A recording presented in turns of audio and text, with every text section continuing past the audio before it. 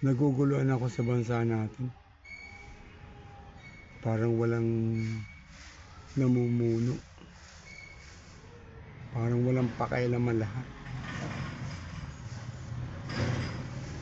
Ang mga nasa Kongreso, sa Senado, para bang nasa isip lang nila kung paano sila kikita ng pera. Mga walang konsensya. Akala nila habang panahon yan. Di ba? Akala nyo habang panahon yan. Kaya tama yung naisip nila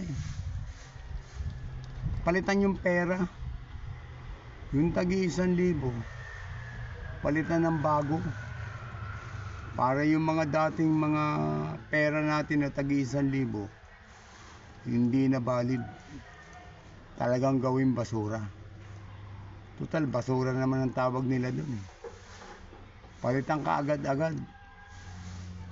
Para yung mga pera na yan, hindi na mapakinabangan. Saka tigil na muna yung mga proyekto. Wala rin lalong gumugulo, lalong nadidisgrasya yung sambayan ng Pilipino sa mga proyekto na yan. Kaya itong mga party list na ito, itong mga kabataan party list na ito, hindi dapat ito bigyan ng project. Kasi wala naman itong mga mga kabataan nga pambata nga Bakit bibigyan ng proyekto? Ha? Saka itong mga akbayan, Sus Maria. Hindi dapat magkaroon ng proyekto to. Mga liberal to, mga MPA to Gusto lang nilang yung budget gusto nilang palakin, paramihin para palakasin uli yung kanilang grupo.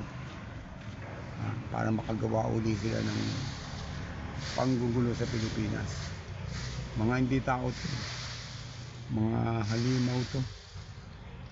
Walang kwenta.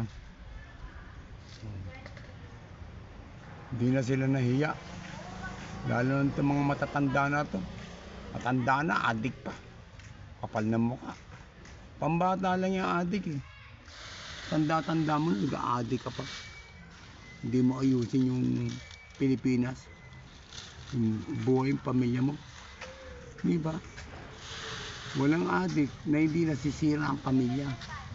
Kaya nga sabi, huwag mong subukan. Masisira ang buhay mo. Hindi mo napapansin. Sira na ang buhay mo. Kahit namumuno ka ng ganyan, sira na ang buhay mo. Wala ka ng kwenta sa mga paningin ng tao. Niloloko ka na lang nila. Pati pamilya mo, sinisira mo. Kaya tama lang yung baguhin yung pera, yung tagi 1,000. Palitan lahat. Para maging basura na yung mga ninakaw nyo. Mga magnanakaw kayo. Makapal ng mga mukha nyo. Kaya wala kayong kwenta. Dapat sa inyo mga bitayin Pag labas nyo ng Pilipinas, dapat ibalik agad kayo dito para bitayin. Mga walang iya.